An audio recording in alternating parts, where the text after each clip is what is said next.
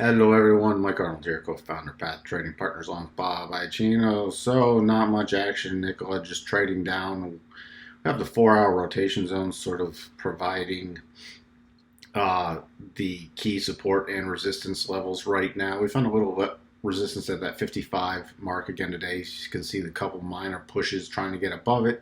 Could not. Key support ended up closing just above the rotation zone. So if we start dropping below about 54 on Monday, start watching for 52.20. Then dropping below that, I'm going to be watching this 50.29. It's this little Gann projection down, but it lines up really nice with this key close. So right in that area, 15.23 to 15.29. Dropping below that, then I'm going to be watching about 46.60. On the upside, key resistance coming in at 57 for me.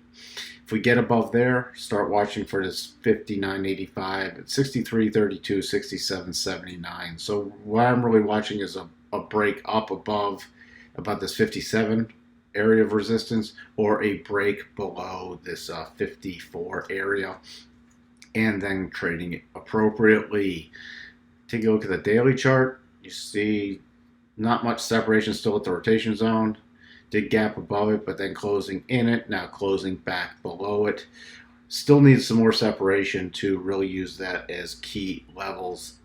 And you see right down here, the 50, about 46.40 is another level to watch. 46.40.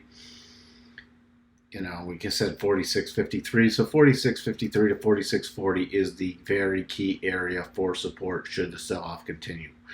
Other than that, thank you for watching. If you're new here, please consider subscribing and clicking on the bell notification so you get notified of when we put up new videos. Everybody have a great weekend. Bye for now.